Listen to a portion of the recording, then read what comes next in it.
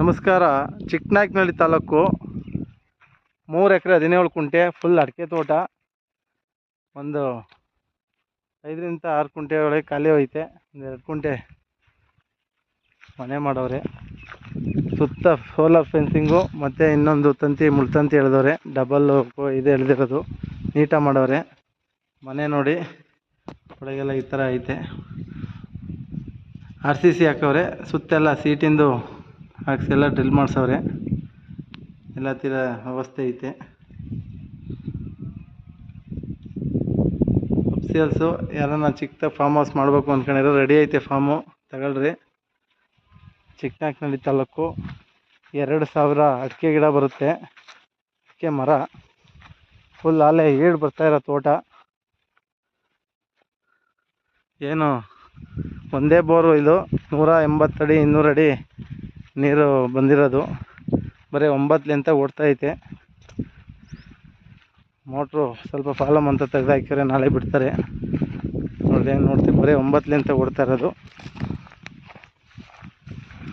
2000 ಅಡಿಕೆ ಗಿಡನೂ ಇದೇ ಥರ ಇದೆ. ಫುಲ್ ಲೀಡ್ ಬರ್ತೈತೆ.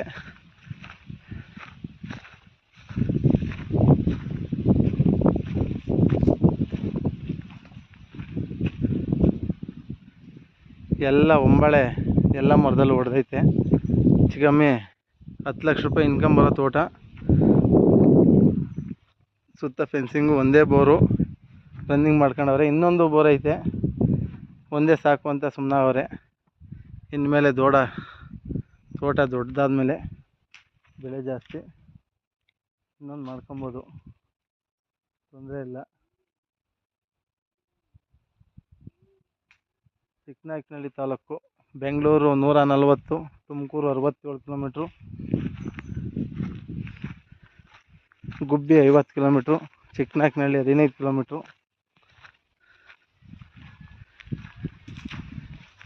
ಇದೇ ಥರ ಜನರಲ್ ಪ್ರಾಪರ್ಟಿ ವಿಡಿಯೋ ಅಪ್ಡೇಟ್ ಮಾಡ್ತೀವಿ.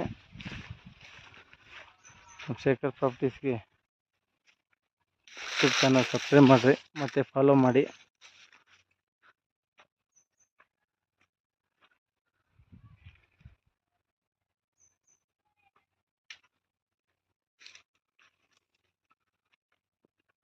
Okay, thank you for watching.